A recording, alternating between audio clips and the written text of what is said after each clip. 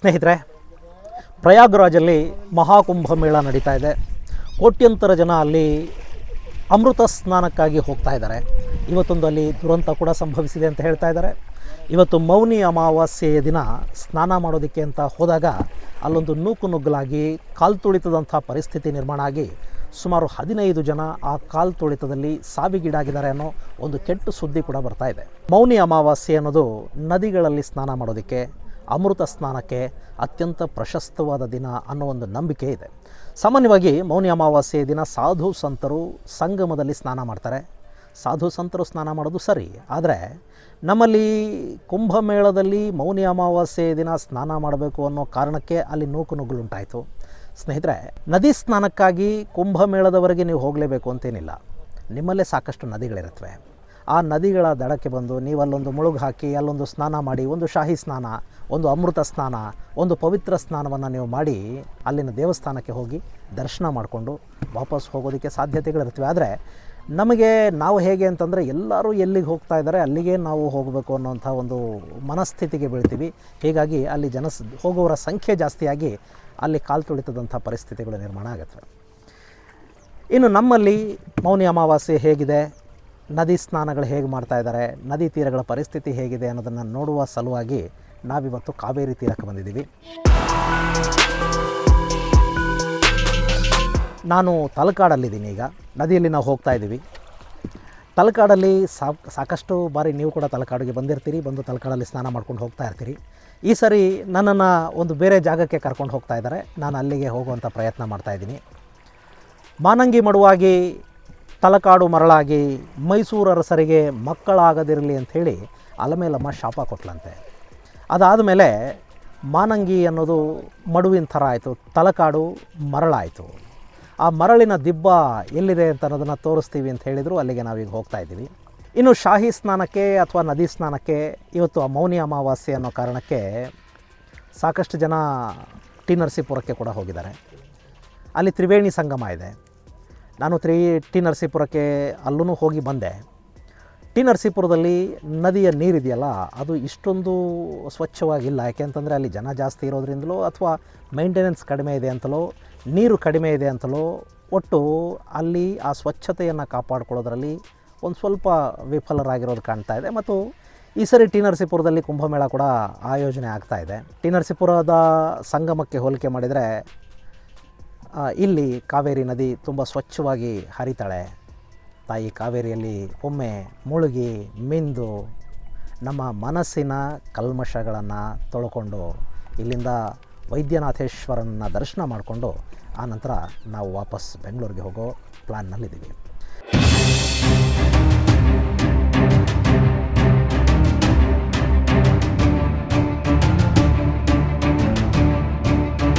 ಮೌನಿ ಅಮಾವಾಸ್ಯೆಯ ನಮ್ಮ ಸ್ನಾನ ಮುಗೀತು.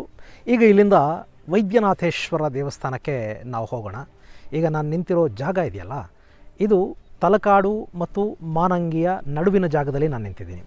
ನೀವಲ್ಲಿ ನೋಡ್ತಾ ಇದ್ದೀರ, ಅಲ್ಲೊಂದು ಕೆಂಪು ಚಿಕ್ಕದೊಂದು ಪಿಂಕ್ ಕಲರ್ ಕಟ್ಟಡ ಕಾಣ್ತಾ ಇದೆ ನಿಮಗೆ. ಅದು ಮಾನಂಗಿ ಮಡುವಾಗಿ ತಲಕಾಡು ಮರಳಾಗಲಿ ಅಂತ ಶಾಪ ಕೊಟ್ಟಂಥ ಅಲಮೇಲಮ್ಮನಿಗೆ ಕಟ್ಟಿರುವಂಥ ದೇವಸ್ಥಾನ. ಇಲ್ಲಿಂದ ಮುಂದಕ್ಕೆ ಬಂದರೆ ಇದೆಲ್ಲ ಕೂಡ ಮರಳಾಗಿರುವಂಥ, ನೀವಿನ್ನು ತಲಕಾಡು ಹೋದರೆ ತಲಕಾಡು ಪೂರ್ತಿ ನಿಮಗೆ ಮರಳಾಗಿ ಕಾಣುತ್ತೆ.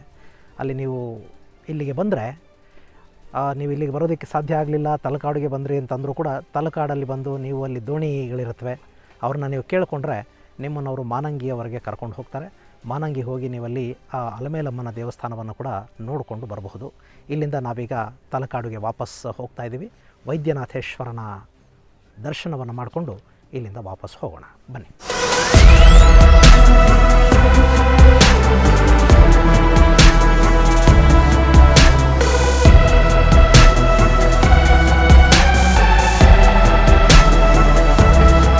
ಮಾನಂಗಿ ಮಡುವಾಗಿ ತಲಕಾಡು ಮರಳಾಗಿ ಅಂಥೇಳಿ ಒಂದು ಶಾಪ ಇದೆಯಲ್ಲ, ಈ ಶಾಪನ ಅಲಮೇಲಮ್ಮ ಕೊಟ್ಲ ಇಲ್ವಾ ಅನ್ನೋದ್ರ ಬಗ್ಗೆ ಒಂದಿಷ್ಟು ವಿವಾದಗಳಿವೆ. ಮೈಸೂರು ಅರಸರಿಗೆ ಮಕ್ಕಳಾಗ್ತಾ ಇರಲಿಲ್ಲ ಅನ್ನೋ ಕಾರಣಕ್ಕೆ ಆ ಥರದೊಂದು ಶಾಪದ ಕಲ್ಪನೆಯನ್ನು ಹುಟ್ಟಿಸಿದ್ರು. ಈ ಥರದ ಕಥೆಗಳು ಹೇಳ್ತಾರೆ. ಆ ಕಥೆಗಳನ್ನು ನಾವು ಪಕ್ಕದಲ್ಲಿಟ್ಟರು ಕೂಡ, ಅಂದರೆ ಆ ವಿವಾದಗಳನ್ನು ನಾವು ಪಕ್ಕಕ್ಕಿಟ್ಟರು ಕೂಡ, ನೋಡು ನಾವೀಗ ಆ ನದಿ ತೀರದಿಂದ ಹೊರಟು ಬಂದ್ವಾ, ನಾವು ಬರ್ತಾ ಇರೋಂಥ ದಾರಿ ಪೂರ್ತಿ ಮರಳೇ ಇದೆ. ನಾವೀಗ ಪಾತಾಳೇಶ್ವರ ಸ್ವಾಮಿಯ ಸನ್ನಿಧಿಗೆ ಹೋಗ್ತಾ ಇದ್ದೀವಿ. ಆ ದಾರಿ ಪೂರ್ತಿ ಇಲ್ಲಿವರೆಗೂ ಮರಳಿದೆ. ಮತ್ತು ಇಲ್ಲಿ ನೀನು ಎಲ್ಲಿ ನೋಡಿದರೂ ಕೂಡ ಮರಳೆ ಕಾಣುತ್ತೆ. ಇಲ್ಲಿ ಬಹುಶಃ ನದಿ ಪಾತ್ರ ಒಂದು ಕಾಲದ ನಂತರ ಕಾವೇರಿ ನದಿಯ ನದಿ ಪಾತ್ರ ಬದಲಾಗಿ ಆ ಹರಿವು ಅಂದರೆ ನದಿಯ ದಿಕ್ಕು ಚೇಂಜ್ ಆಗಿ ಪಾತ್ರ ಬದಲಾಗಿ ಹರಿವು ಬದಲಾಗಿ ಇಲ್ಲೆಲ್ಲ ಮರಳಾಗಿರುವಂಥ ಸಾಧ್ಯತೆಗಳನ್ನು ಕೂಡ ನಾವು ತಳ್ಳಿ ಹಾಕೋದಕ್ಕಾಗೋದಿಲ್ಲ. ಬಹುಶಃ ಇದು ಪಾತಾಳೇಶ್ವರ ಇದು ಪಾತಾಳೇಶ್ವರ ಕೆಳಗಡೆ ಇದೆ ಅನ್ನೋ ಕಾರಣಕ್ಕೆ ಬಹುಶಃ ಇದು ಕೆಳಗಡೆ ಇದೆ. ಹೌದು.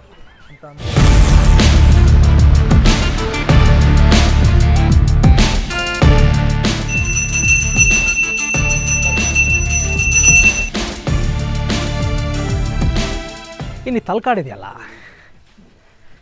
ಈ ತಲಕಾಡು ಏನು ಅಂತಂದರೆ ಗಂಗರು ಇದನ್ನು ರಾಜಧಾನಿಯಾಗಿ ಮಾಡ್ಕೋತಾರೆ. ಗಂಗರು ಕೋಲಾರದಲ್ಲಿ ಅವರ ಮೊದಲ ರಾಜಧಾನಿ ಇತ್ತು.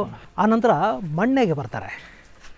ಮಣ್ಣೆ ಅನ್ನೋದಂತೂ ಇವತ್ತೊಂದು ಅವಶೇಷದ ಥರ ಹೇಗಾಗೋಗ್ಬಿಟ್ಟಿದೆ. ಮಣ್ಣೆ ಅಂದರೆ ಅದು ಒಂದು ಕಾಲದಲ್ಲಿ ಗಂಗರ ರಾಜಧಾನಿ ಆಗಿತ್ತು ಅಂತ ಹೇಳಿದರೆ ಅದನ್ನು ನಂಬೋದು ಕಷ್ಟ. ಪದೇ ಪದೇ ಹೇಳಿ ಒಪ್ಪಿಸ್ಬೇಕಾಗುತ್ತೆ, ಇಲ್ಲ ಇದು ಗಂಗರ ರಾಜಧಾನಿ ಆಗಿದ್ದು ಮಣ್ಣೇನೆ ಅಂಥೇಳಿ. ಅಷ್ಟು ಮಣ್ಣೆ ಅನ್ನೋದು ಅವಶೇಷ ಆಗ್ಬಿಟ್ಟಿದೆ. ಅದನ್ನು ಆರ್ಕಿಯಾಲಜಿಯವರಾಗಲಿ ಅಥವಾ ಬೇರೆ ಯಾರೇ ಆಗಲಿ ಕರ್ನಾಟಕದ ಇತಿಹಾಸ ಪುನರುತ್ಥಾನ ಮಾಡಬೇಕಾದಂಥ ಜವಾಬ್ದಾರಿ ಇರೋರು ಯಾರು ಅದನ್ನು ಗಮನಕ್ಕೂ ಕೂಡ ತಗೊಂಡಿಲ್ಲ. ಏನು ಹೇಳ್ತದೆ ಏನಂತಂದರೆ, ಗಂಗರು ಕೋಲಾರದಿಂದ ತಲಕಾಡಿಗೆ ಬಂದರು, ತಲಕಾಡಲ್ಲಿ ಸೋತ ನಂತರ ಮಣ್ಣೆಗೆ ಆಮೇಲೆ ಮತ್ತೆ ತಲಕಾಡಿಗೆ ಬಂದರು ಅಂತ. ಇಲ್ಲಿ ಏನೋ ಚೋಳರು ಬರ್ತಾರೆ, ಮತ್ತು ಹೊಯ್ಸಳರ ವಿಷ್ಣುವರ್ಧನನ ಇದು ಬರ್ತದೆ. ಇಲ್ಲಿ ಗಂಗರನ್ನು ಚೋಳರು ಸೋಲಿಸ್ತಾರೆ. ಸೋಲಿಸಿ ತಲಕಾಡಿನ ಹೆಸರನ್ನು ಕೂಡ ಬದಲಾಯಿಸ್ಬಿಡ್ತಾರೆ ಅವರು. ತಲಕಾಡಿನ ಹೆಸರನ್ನು ಅಲ್ಲಿವರೆಗೆ ನಮ್ಮಲ್ಲಿ ಒಂದು ಪದ್ಧತಿ ಏನಿತ್ತು ಅಂತಂದರೆ, ಈ ಯುದ್ಧಗಳಾಗ್ತಾ ಇದ್ವಲ್ಲ, ಈ ಯುದ್ಧಗಳಲ್ಲಿ 4-5 ಥರದ ಯುದ್ಧಗಳು ನಮ್ಮಲ್ಲಿದ್ವು. ಧರ್ಮಯುದ್ಧ ಅಂಥೇಳಿ ಒಂದಿತ್ತು, ಲೋಭಯುದ್ಧ ಅಂತ ಒಂದಿತ್ತು, ಪಿಶಾಚ ಯುದ್ಧ ಅಂತ ಒಂದಿತ್ತು, ರಾಕ್ಷಸ ಯುದ್ಧ ಅಂತ ಒಂದು ಕಲ್ಪನೆ ಇತ್ತು. ಧರ್ಮಯುದ್ಧ ಅಂದರೆ ಒಬ್ಬ ರಾಜನನ್ನು ಸೋಲಿಸಿದ ಮೇಲೆ ಅವನನ್ನು ಸಾಮಂತನನ್ನಾಗಿ ಮಾಡಿಕೊಂಡು ಆ ರಾಜ್ಯನ ಆಳ್ತಾ ಇದ್ದಂಥ ಅಂದರೆ ಸೋತ ರಾಜನಿಗೆ ಕೊಟ್ಟು ಅವನಿಗೆ ಇನ್ಮೇಲೆ ನಾಳೆಯಿಂದ ನಿನ್ನ ಸಾಮಂತ ಅಂಥೇಳಿ ಆ ರಾಜ್ಯನ ಬಿಟ್ಟು ಹೋಗುವಂಥ ಪದ್ಧತಿ. ಆ ರಾಜನನ್ನು ಕೊಲ್ಲೋದು, ಅವನ ಹೆಂಡತಿಯರನ್ನ, ಅವನ ಅಂತಃಪುರದ ಸ್ತ್ರೀಯರನ್ನು, ಅವನ ಮಕ್ಕಳನ್ನು ಹೊತ್ಕೊಂಡು ಹೋಗೋದು, ಅವ್ರನ್ನ ಮತ್ತೇನೋ ಮತಾಂತರ ಮಾಡೋದು.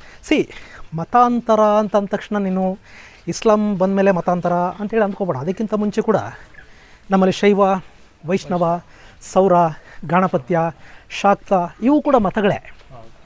ಸನಾತನ ಪರಂಪರೆಯಲ್ಲಿದ್ದಂಥ ಬೇರೆ ಬೇರೆ ಮತಗಳಿವು. ಇಲ್ಲಿ ಒಂದು ಮತದಿಂದ ಇನ್ನೊಂದು ಮತಕ್ಕೆ ಮತಾಂತರ ಮಾಡುವಂಥ ಪದ್ಧತಿ, ಈ ಥರದ ದೌರ್ಭಾಗ್ಯ ನಮ್ಮ ರಾಜರು ಯಾರೂ ಮಾಡ್ತಾ ಇರಲಿಲ್ಲ. ಅವರು ಧರ್ಮಯುದ್ಧ ಅಂತ ಮಾಡಿದರೆ ಕೊಟ್ಬಿಟ್ಟು ಹೋಗ್ತಾಯಿದ್ರು, ಗೆಲ್ತಾಯಿದ್ರು, ಗೆದ್ದ ರಾಜ್ಯನ ಅವ್ರಿಗೆ ವಾಪಸ್ ಕೊಡ್ತಾಯಿದ್ರು. ಆಮೇಲೆ ಅದನ್ನು ನೀನು ಆಳ್ಕೋ, ನನಗೆ ಸಾಮಂತ ಆಗು, ಕಪ್ಪ ಕಟ್ಟು. ಲೋಭ ಯುದ್ಧ ಅಂತಂದರೆ ರಾಜನ ಸೋಲಿಸ್ತಾಯಿದ್ರು, ಅವನನ್ನು ದೇಶಭ್ರಷ್ಟನನ್ನಾಗಿ ಮಾಡ್ತಾಯಿದ್ರು, ರಾಜ್ಯನ ಆಕ್ರಮಿಸ್ಕೊಳ್ತಾಯಿದ್ರು. ಪಿಶಾಚ ಮತ್ತು ರಾಕ್ಷಸ ಯುದ್ಧಗಳಲ್ಲಿ ಮಾತ್ರ ರಾಜನನ್ನು ಕೊಲ್ಲುವಂಥ, ತಲೆ ಕಡಿಯುವಂಥ ಕೆಲಸ ನಡೀತಾಯಿತ್ತು. ಅಲ್ಲಿನ ದೇವಸ್ಥಾನಗಳನ್ನ ನಾಶ ಮಾಡ್ತಾ ಇರಲಿಲ್ಲ, ಆ ರಾಜ್ಯಗಳ ರಾಜಧಾನಿಗಳ ಹೆಸರು ಬದಲಾಯಿಸ್ತಿರಲಿಲ್ಲ. ಆದರೆ ಅದನ್ನು ರಾಜರಾಜ ಚೋಳ ಮಾಡೋದಕ್ಕೆ ಶುರು ಮಾಡಿಬಿಡ್ತಾನೆ. ಅಂದರೆ ಅವನು ಯಾರು ಕೊಲ್ಲೋ ಇದಕ್ಕೆ ಹೋಗಲ್ಲ ಅವನು, ಬಟ್ ಅವನು ರಾಜ್ಯ ಗೆದ್ದದನ್ನ ಆಕ್ರಮಿಸ್ಕೊತಾನೆ. ಆಕ್ರಮಿಸ್ಕೊಂಡ್ಮೇಲೆ ಅದರ ಹೆಸರುಗಳನ್ನು ಚೇಂಜ್ ಮಾಡಿ ಅಲ್ಲಿ ಅವರ ಅಸ್ತಿತ್ವ ಸ್ಥಾಪನೆ ಮಾಡೋದಕ್ಕೆ ಶುರು ಮಾಡ್ತಾನೆ. ಬಹುಶಃ ಈ ತಮಿಳ್ ಐಡೆಂಟಿಟಿ ಕ್ರೈಸಿಸ್ ಅಂತ ನಾವು ಇವತ್ತೇನು ನೋಡ್ತಾ ಇದ್ದೀವಿ ಅಂದರೆ, ನಾವು ಅವತ್ತಿಂದ ಇದ್ವಿ, ನಾವು ಅನ್ನೋಂಥ ಒಂದು ಐಡೆಂಟಿಟಿ ಕ್ರೈಸಿಸನ್ನು ನಾವೇನು ನೋಡ್ತಾ ಇದ್ದೀವಿ, ಅದು ರಾಜರಾಜ ಚೋಳನ ಕಾಲದಿಂದ ಬಂದಿತ್ತಾ ಏನೋ ಗೊತ್ತಿಲ್ಲ, ಬಂದಿರಲೂಬೋದು. ಇದನ್ನು ಗೆದ್ದ ಮೇಲೆ ಕೂಡ ರಾಜರಾಜ ಚೋಳ ಈ ತಲಕಾಡಿನ ಹೆಸರು ಬದಲಾಯಿಸ್ತಾನೆ. ಇದು ರಾಜರಾಜಪುರಂ ಆಗಿಬಿಡುತ್ತೆ. ಶ್ರೀಲಂಕಾನ ಗೆಲ್ತಾನಲ್ಲ, ಶ್ರೀಲಂಕಾನ ಗೆದ್ದ ಮೇಲೆ ಶ್ರೀಲಂಕಾದ ಹೆಸರನ್ನು ಕೂಡ ಬದಲಾಯಿಸ್ತಾನೆ. ಅದನ್ನು ಜನನಾಥಪುರ ಆಗ್ಬಿಡುತ್ತೆ ಶ್ರೀಲಂಕಾ. ಆಮೇಲೆ ಸುಮಾರು ದಿನಗಳ ಕಾಲ ಇದು ಚೋಳರ ಆಳ್ವಿಕೆಯಲ್ಲಿತ್ತು. ಯಾಕೆಂದರೆ ವಿಷ್ಣುವರ್ಧನ ಬರೋವರೆಗೂ ಚೋಳರ ಕೈಯಲ್ಲಿತ್ತು. ಗಂಗರು ಮುಗಿದ್ರು, ಹೊಯ್ಸಳರ ಎರ ನಮ್ಮಲ್ಲಿ ಶುರುವಾಯಿತು. ವಿಷ್ಣುವರ್ಧನ ಇದನ್ನು ಗೆದ್ದು ಮತ್ತೆ ಇದನ್ನು ತಲಕಾಡು ಅಂತ ಹೇಳಿದರೆ ಹೆಸರನ್ನು ಬದಲಾಯಿಸಿ ತಲಕಾಡು ಅಂತಲೇ ಹೆಸರಿಟ್ಟು ಮಾಡಿದ್ದಕ್ಕೆ ವಿಷ್ಣುವರ್ಧನನ ತಲಕಾಡುಗೊಂಡ. ಇದು ತಲಕಾಡು ತಲಕಾಡುಗೊಂಡ ಕೊಂಡ ಮೇಲೆ ಅಂದರೆ ಇವನು ಎಲ್ಲೆಲ್ಲಿ ಗೆದ್ನ, ಆಮೇಲೆ ಅವನಿಗೆ ಭರ್ಜರಿ ವಿಜಯಗಳಾದಂಥ ಇದರಲ್ಲಿ ಒಂದು ದೇವಸ್ಥಾನ ಕಟ್ತಾನೆ. ಇದು ಕೀರ್ತಿನಾರಾಯಣ ದೇವಸ್ಥಾನ. ಇದು ಪಂಚನಾರಾಯಣ ದೇವಸ್ಥಾನಗಳ ಪೈಕಿ ಇದು ಕೂಡ ಒಂದು. ರಾಮಾನುಜಾಚಾರ್ಯರ ಇನ್ಫ್ಲೂಯೆನ್ಸ್ನಿಂದಾಗಿ ವಿಷ್ಣುವರ್ಧನ ವೈಷ್ಣವ ಆಗಿ ಬದಲಾಗ್ತಾನೆ. ಜೈನ ಬಿಟ್ಟಿದೇವ ರಾಮಾನುಜಾಚಾರ್ಯರ ಸಂಪರ್ಕ ಮತ್ತು ರಾಮಾನುಜಾಚಾರ್ಯರ ಪ್ರಭಾವ ಎರಡೂ ಅವನಿಗೆ ಸಿಕ್ಕ ಮೇಲೆ ಅವನು ವೈಷ್ಣವ ಆಗ್ತಾನೆ. ವೈಷ್ಣವ ಆದಮೇಲೆ ವಿಷ್ಣು ದೇವಸ್ಥಾನಗಳನ್ನು ಕಟ್ಕೋತಾ ಹೋಗ್ತಾನೆ. 5 ನಾರಾಯಣ ದೇವಾಲಯಗಳ ಪೈಕಿ, ಪಂಚನಾರಾಯಣಗಳ ಪೈಕಿ ಕೀರ್ತಿನಾರಾಯಣ ಕೂಡ ಒಂದು. ತುಂಬ ಚೆನ್ನಾಗಿದೆ ಕೀರ್ತಿನಾರಾಯಣ ದೇವಸ್ಥಾನ.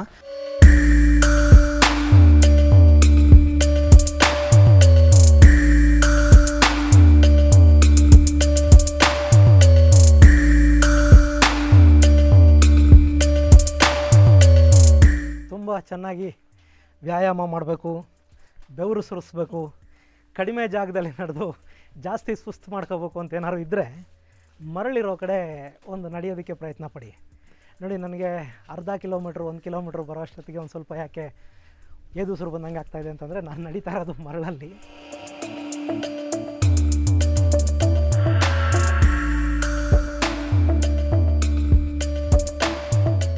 ಇದು ವೈದ್ಯನಾಥೇಶ್ವರ ದೇವಾಲಯ. ತಲಕಾಡುಗೆ ತುಂಬ ಇಲ್ಲಿನ ಸ್ಥಳೀಯ ದೈವ ಅಂಥೇಳಿ ಮತ್ತು ಇಲ್ಲಿ ಸ್ಥಳ ಪುರಾಣ ಇರೋದು ಕೂಡ ವೈದ್ಯನಾಥೇಶ್ವರನಿಗೆ. ವೈದ್ಯನಾಥೇಶ್ವರ ಅನ್ನೋ ಹೆಸರಲ್ಲೇ ನಿಮಗೆ ಇದು ನಿಮ್ಮ ರೋಗಗಳನ್ನು, ದೈಹಿಕ ಮತ್ತು ಮಾನಸಿಕ ರೋಗಗಳನ್ನು ನಯ ಮಾಡುವಂಥ ಜಾಗ ಅನ್ನೋದು ಆ ಹೆಸರಲ್ಲೇ ಗೊತ್ತಾಗ್ತಾ ಇದೆ. ಅವನು ವೈದ್ಯ. ಅವನು ನಿಮಗೆ ಯಾವುದೇ ಕಾಯಿಲೆ ಇದ್ದರೂ ಕೂಡ ಇಲ್ಲಿಗೆ ಬಂದು ನೀವು ದೇವರ ದರ್ಶನ ಮಾಡಿಕೊಂಡು ಪೂಜೆ ಮಾಡಿಕೊಂಡು ತುಂಬ ಭಕ್ತಿಯಿಂದ ಇಲ್ಲಿ ಹರಕೆಯನ್ನು ಹೊತ್ತರೆ ನಿಮ್ಮ ಕಾಯಿಲೆಗಳು ವಾಸಿ ಆಗುತ್ತವೆ ಅನ್ನೋಂಥ ಒಂದು ಪ್ರತೀತಿ. ದೇಹದ ಕಾಯಿಲೆಗಳು ವಾಸಿ ಆಗುತ್ತೋ ಇಲ್ಲೋ ಗೊತ್ತಿಲ್ಲ, ಆದರೆ ಇಲ್ಲಿಗೆ ಬಂದು ನೀವು ಧ್ಯಾನಾಸಕ್ತರಾದರೆ, ಧ್ಯಾನಕ್ಕೆ ಕೂತ್ರೆ ಮನಸ್ಸಿನ ಒಂದು ಕಾಯಿಲೆಗಳು ವಾಸಿ ಆಗೋದಕ್ಕೆ ಬೇಕಾದಂಥ ವಾತಾವರಣ ಅಂತೂ ಇಲ್ಲಿದೆ.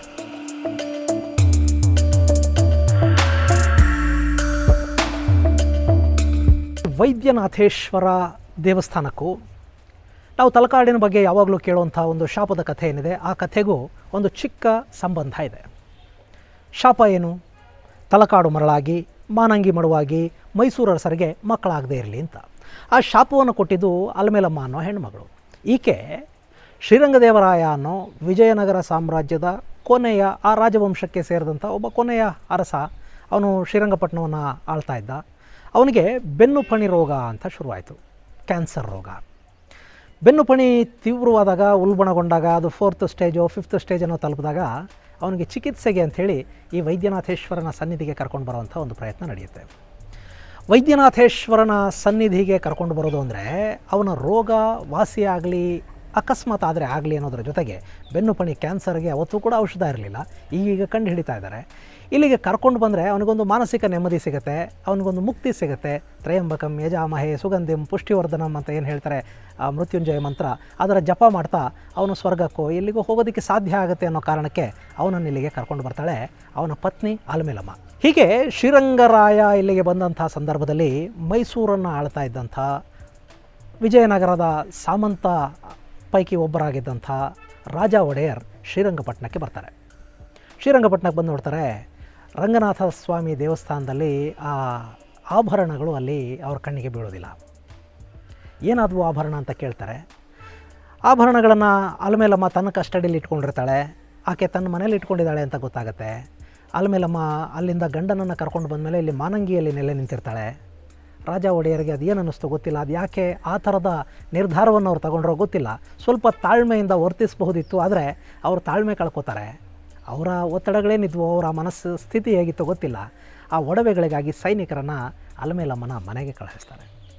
ಅಷ್ಟೊತ್ತಿಗೆ ಈ ಆಕೆಯ ಪತಿ ಶ್ರೀರಂಗದೇವರಾಯ ಏನಿದ್ದ ಅವನು ರೋಗ ಉಲ್ಬಣಗೊಂಡು ತೀರ್ಕೋತಾನೆ.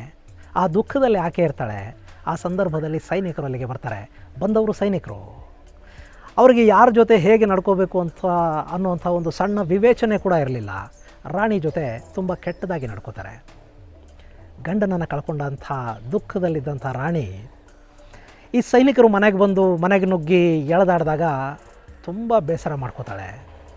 ಆಕೆಗೆ ಮೈಸೂರಿನ ಅರಸರ ಮೇಲೆ ಸಿಟ್ಟು ಬರುತ್ತೆ. ಆ ಅವಮಾನವನ್ನು ತಾಳಲಾರದೆ, ತನ್ನ ಗಂಡನ ಅಗಲಿಕೆಯ ನೋವನ್ನು ಕೂಡ ತಾಳಲಾರದೆ ಆ ಅಲ್ಮೇಲಮ್ಮ ಕಾವೇರಿ ನದಿಯಲ್ಲಿ ಬೀಳ್ತಾಳೆ, ಬಿದ್ದು ಆತ್ಮಾರ್ಪಣೆ ಮಾಡ್ಕೋತಾಳೆ. ಹಾಗಾಕೆ ಆ ಮಡುವಲ್ಲಿ ಬಿದ್ದು ಆತ್ಮಾರ್ಪಣೆ ಮಾಡ್ಕೊಳ್ಳೋ ಮೊದಲು ಒಂದು ಶಾಪವನ್ನು ಕೊಡ್ತಾಳೆ. ಅದೇ ಶಾಪ ತಲಕಾಡು ಮರಳಾಗಿ, ಮಾನಂಗಿ ಮಡುವಾಗಿ ಮೈಸೂರು ಅರಸರಿಗೆ ಮಕ್ಕಳಾಗದೇ ಇರಲಿ.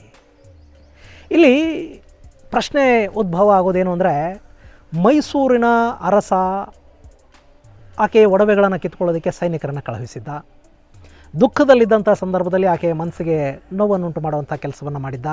ಹೀಗಾಗಿ ಆಕೆಗೆ ಮೈಸೂರಿನ ಮೇಲೆ ಸಿಟ್ಟಿದ್ದರೆ, ಮೈಸೂರು ಅರಸರ ಮೇಲೆ ಸಿಟ್ಟು ಬಂದಿದ್ದರೆ ಅದಕ್ಕೊಂದು ಅರ್ಥ ಇದೆ, ಅದಕ್ಕೊಂದು ಸಮರ್ಥನೆ ಕೂಡ ಸಿಗುತ್ತೆ. ಆದರೆ ತಲಕಾಡಿನ ಮೇಲೆ ಆಕೆ ಯಾಕೆ ಸಿಟ್ಟು ಮಾಡಿಕೊಂಡ್ಳು? ಮಾನಂಗಿ ಮೇಲೆ ಯಾಕೆ ಆಕೆಗೆ ಅಂಥ ದ್ವೇಷ? ಮಾನಂಗಿಗೆ ಯಾಕೆ ಶಾಪ ಕೊಟ್ಟಳು? ಗೊತ್ತಿಲ್ಲ.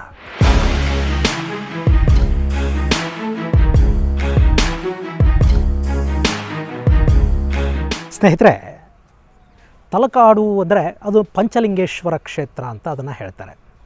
ತಲಕಾಡಿಗೆ ಬಂದರೆ ವೈದ್ಯನಾಥೇಶ್ವರ, ಪಾತಾಳೇಶ್ವರ, ಮರಳೇಶ್ವರ, ಹೀಗೆ 3 ಲಿಂಗಗಳನ್ನು ನೀವು ಒಂದು ಕಡೆ ದರ್ಶನ ಮಾಡ್ಕೋತೀರಿ. ಅದಾದಮೇಲೆ ವಿಜಯಪುರಕ್ಕೆ ಹೋದರೆ ನಿಮಗೆ ಅರಕೇಶ್ವರನ ದರ್ಶನ ಆಗುತ್ತೆ. ಅಲ್ಲಿಂದ ಮುಡುಕುತೊರೆಗೆ ಬಂದರೆ ಅಲ್ಲಿ ಮಲ್ಲಿಕಾರ್ಜುನನ ದರ್ಶನವನ್ನು ಮಾಡಿಕೊಂಡು ನೀವು ಪಂಚಲಿಂಗಗಳ ದರ್ಶನದ ಜೊತೆ ಆ ಪುಣ್ಯವನ್ನು ತಗೊಂಡು ನೀವು ನಿಮ್ಮ ಊರುಗಳಿಗೆ ವಾಪಸ್ ಹೋಗ್ಬೋದು. ಈ ಮುಡುಕುತೊರೆಯಲ್ಲಿ ಜಾತ್ರೆ ನಡೆಯುತ್ತೆ. ಅದಕ್ಕೆ ಅಂಥೇಳಿ ಕಾವೇರಿ ನದಿಯಲ್ಲಿ ಒಂದು ಸ್ನಾನಘಟ್ಟವನ್ನು ಮಾಡಿದ್ದಾರೆ. ಇಲ್ಲಿ ಬಂದು ಜಾತ್ರೆಗೆ ಹೋಗುವಾಗ ಇಲ್ಲೊಂದು ಸ್ನಾನ ಮಾಡಿ ಒಂದು ಪವಿತ್ರ ಸ್ನಾನವನ್ನು ಮುಗಿಸ್ಕೊಂಡು ಹೋಗುವಂಥ ಪದ್ಧತಿ ಇದೆ. ಅದಕ್ಕಾಗಿ ಆ ಸ್ನಾನಘಟ್ಟದ ವ್ಯವಸ್ಥೆ ಅಂತೇಳಿ ಇಲ್ಲೊಂದಿಷ್ಟು ಬ್ಯಾರಿಕೇಡ್ಗಳನ್ನು ಹಾಕಿದ್ದಾರೆ. ತುಂಬ ಕೆಳಗೆ ಹೋಗದೆ ಇಲ್ಲೇ ಮುಳುಗು ಹಾಕಿ ಸ್ನಾನ ಮಾಡ್ಕೊಂಡು, ಯಾರಿಗೆ ಈಜು ಬರೋದಿಲ್ಲ ಅವರೆಲ್ಲ ಇಲ್ಲಿ ಮುಳುಗು ಹಾಕಿ ಸ್ನಾನ ಮಾಡ್ಕೊಂಡು ಹೋಗಲಿ ಅನ್ನೋ ಕಾರಣಕ್ಕೆ ಇದನ್ನು ಮಾಡಿದ್ದಾರೆ. ಆದರೆ ವ್ಯವಸ್ಥೆಗಳನ್ನು ಮಾಡಿದ್ರಷ್ಟೇ ಎಲ್ಲ ಸಾಕಾಗೋದಿಲ್ಲ. ಅದನ್ನು ಮೇಂಟೆನೆನ್ಸ್ ಅಂತ ಕೂಡ ಒಂದಿರುತ್ತೆ. ಅಲ್ಲಿನ ಶುಚಿತ್ವವನ್ನು ಕಾಪಾಡ್ಕೋಬೇಕಾಗತ್ತೆ. ಅದರ ಕಡೆ ಕೂಡ ಗಮನ ಕೊಡಬೇಕು. ನೋಡಿ, ಈ ಮೆಟ್ಲುಗಳು ಯಾವುದನ್ನು ಕೂಡ ಅವ್ರು ಯಾವುದನ್ನು ಕ್ಲೀನಾಗಿಡೋದಕ್ಕೆ ಹೋಗಿಲ್ಲ. ಮತ್ತು ಇಲ್ಲಿ ಕೂಡ ಸಾಕಷ್ಟು ಕೊಳೆ ಗಲೀಜು ನಮ್ಮ ಕಣ್ಣಿಗೆ ಕಾಣ್ತಾ ಇದೆ. ಆ ನದಿಯಲ್ಲಿ ಸಾಕಷ್ಟು ತೇಲ್ತಾ ಇದೆ. ಇದು ಯಾವುದನ್ನು ಕೂಡ ಮೇಂಟೆನೆನ್ಸು ಮತ್ತು ಕ್ಲೀನಿಂಗು ಈ ಹಂತದಲ್ಲಿ ಇಲ್ಲಿನ ಸ್ಥಳೀಯ ಆಡಳಿತಗಳು ಇನ್ನೂ ಸಾಕಷ್ಟು ಸುಧಾರಣೆ ಆಗಬೇಕಾದಂಥ ಅಗತ್ಯ ತುಂಬಾ ಇದೆ. ದಯವಿಟ್ಟು ಇಲ್ಲಿಗೆ ಬರೋ ನಾವು ಇದನ್ನು ಕ್ಲೀನ್ ಮಾಡೋದಕ್ಕೆ ನಮಗೆ ಸಾಧ್ಯ ಆಗದೇ ಇದ್ದರೂ ಪರವಾಗಿಲ್ಲ, ಬಂದು ಇಲ್ಲಿ ಗಲೀಜು ಮಾಡಿ ಹೋಗೋದು ಬೇಡ. ಆಮೇಲೆ ಇಲ್ಲಿನ ಸ್ಥಳೀಯ ಆಡಳಿತಗಳು ಮತ್ತು ಇಲ್ಲಿ ನಾವು ಪ್ರವಾಸಿಗರು ಬರೋದರಿಂದ ಯಾರಿಗೆ ಲಾಭ ಆಗುತ್ತೆ, ಯಾರಿದರ ಲಾಭ ಮಾಡ್ಕೊಳ್ಳೋಂಥ ಜನ ಇದ್ದಾರೆ, ಅವರು ಸಾಧ್ಯ ಆದಷ್ಟು ಇಲ್ಲಿನ ಪರಿಸರವನ್ನು ಶುಭ್ರವಾಗಿಟ್ಕೊಳ್ಳೋದಕ್ಕೆ, ಆ ಕ್ಲೀನ್ನೆಸ್ಸನ್ನು ಕಾಪಾಡೋದಕ್ಕೆ ಒಂದಿಷ್ಟು ಗಮನ ಹರಿಸಬೇಕಾಗಿ ಬರುತ್ತೆ. ಪ್ರತಿ ಊರುಗಳಲ್ಲಿ ಒಂದು ಯುವ ಸಂಘಗಳಿರುತ್ತವೆ, ವಿದ್ಯಾರ್ಥಿಗಳಿರ್ತೀರ. ನೀವು ಹೆಚ್ಚು ಶ್ರಮ ಏನು ಪಡಬೇಕಾಗಿಲ್ಲ. ನಿಮ್ಮದೊಂದು ಚಿಕ್ಕ ಸಂಘಟನೆಗಳನ್ನು ಮಾಡ್ಕೊಳ್ಳಿ. ಸಾಧ್ಯ ಆದರೆ ತಿಂಗಳಿಗೊಮ್ಮೆ ಒಂದು ಚಿಕ್ಕ ಶ್ರಮದಾನ.